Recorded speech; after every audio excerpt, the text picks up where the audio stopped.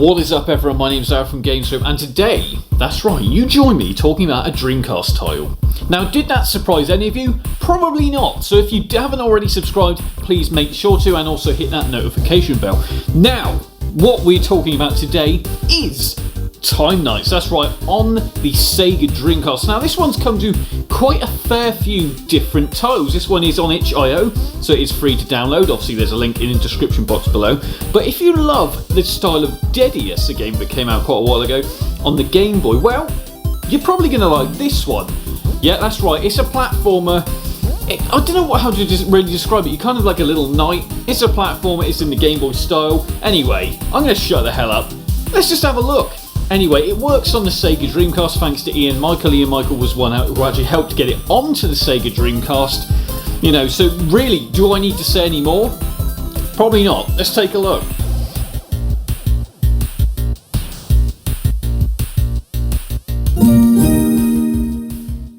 ADX.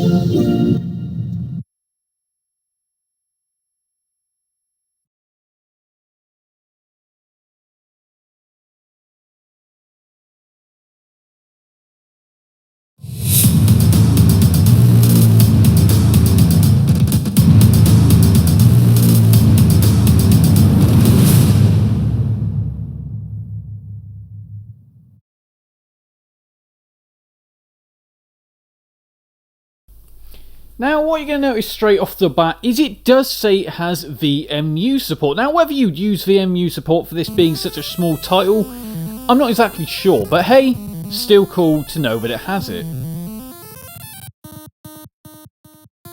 So, how on earth do I kind of really describe this one? It's kind of I think it's about 3 or 4 levels. All of them have also bonus levels. But that's right, it kind of takes you into a different style or different era on each different level, and you basically got to wipe out aliens. Yeah, pretty cool. Yet, to be fair, it is actually pretty decent. Now, you start each level with your 5 hearts. Obviously, as soon as you hit an enemy, yeah, that's right, you lose a heart. So yeah, obviously be careful, because obviously, as you saw there, I ran straight into him, not even realising that I had to slow down. What I will say for your kind of character's movement is it does feel a tiny bit as if you're moving on ice. So it is a little bit glidey with the movement, but hey, really, I shouldn't be judging, because at the end of the day, I couldn't build a game like this, but as you can see, you know, it actually looks really good, and I really love the sort of Game Boy art style. If you don't like that, then, well, why the hell are you watching this?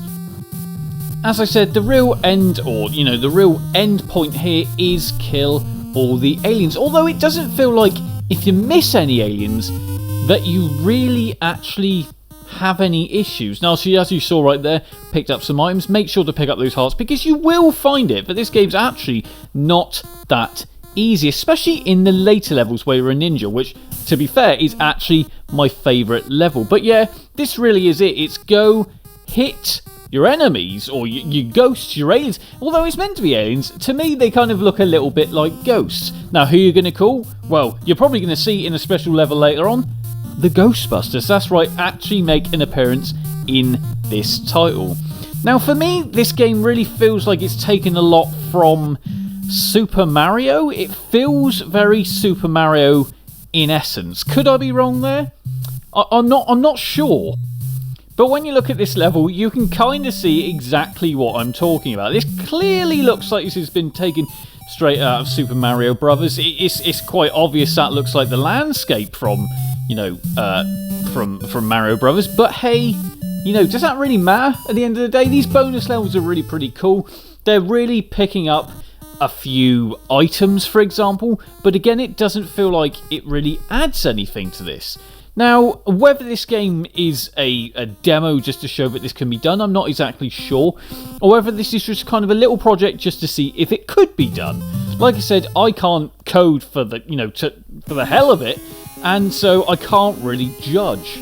But, you know, it's a nice looking little project, I will certainly say that. Like I said, it does cover over different kind of timelines. So obviously we've got medieval here, we can have the kind of magic, or you can have legend, and you can actually switch on the fly. And what I mean by that is by pressing one of the buttons, it does then allow you to change your ability, and your look actually changes as well.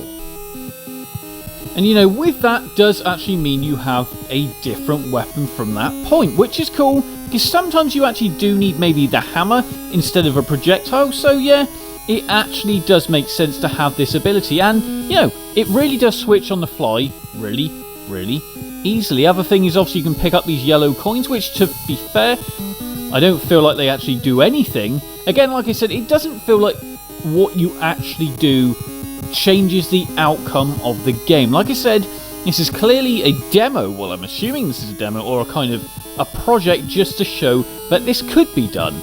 Don't get me wrong again, it does look absolutely fantastic. This colour scale, you know, everything looks really sharp. Just looks absolutely great, to be fair. But yeah, it's clearly a demo because, like I said, it doesn't feel like any of this adds to an endgame. There's no point system, well, certainly that I could tell. The only thing is obviously making sure to not die. That's all I've really noticed anyway.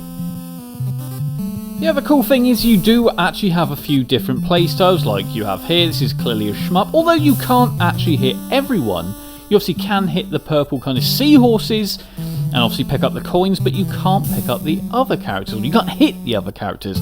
So that seemed a little bit odd that wasn't in there. It felt like maybe you should be able to hit them. I'm not exactly sure. Again, I shouldn't be too judgmental. This is a demo, and I will keep stating that, because at the end of the day, this is a demo. This isn't a full game, or certainly feels more like a kind of project, if that makes sense. Something totally unfinished anyway, but the elements are there, the movement works, everything kind of fits well together, music's fantastic, and like I said, colours is great, but again, it just doesn't feel 100% complete. Yeah, so for me, level 3 really was the best level. It seems so cool that you have kind of your little ninja star. You can also obviously turn into a ninja and have a samurai sword. And look how cool this really looks. For me, like I said, this was the best looking level. I really enjoyed this one out of all of them. Movement seems fluid as always, but for me it was more the art style on this one and the kind of music, and the fact it felt a little bit more difficult. This one wasn't easy. This actually was quite difficult, but hey, I like the challenge, and I certainly felt that with this one, because really, you know, you could fall to your death, which I did quite a few times, or get hit by enemies. So yeah, this for me was the best level. Now, if you can remember earlier, I did mention Ghostbusters. Yeah, that's right. They do feature, or one of them certainly features, right here in the ghost house. Are you ready to see what it says? Here we go. Welcome to the ghost house. Collect the candy corn and get those spooky ghosts and pumpkins with your proton pack. That's right, you've got a proton pack, and you can clearly see this little figure looks a little bit like one of the Ghostbusters. How cool is that? I love the nod to the certain little franchises. Now, I'm wondering if the ninja one is kind of Shinobi-esque. Could I be right? No, I'm probably wrong, but as you can see, looks pretty cool. And why do I feel it probably should have had a bit of this in it?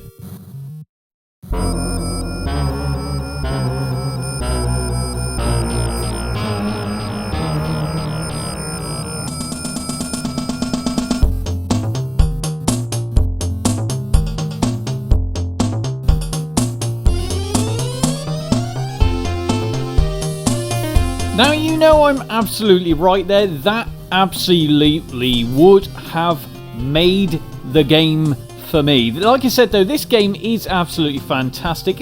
It is a little bit short, but hey, it is still great. The other thing is obviously you can press the button there to show how many lives and aliens are still left, which is again pretty cool. But again, it doesn't feel like it really adds a whole lot to it. Like I said, this clearly is a demo and, you know, a proof of concept, but I really enjoyed it. And I obviously want to say thanks to Ian Michael for getting this to work on the Sega Dreamcast, the best console of them all. Like, comment and subscribe. I'll see you all soon.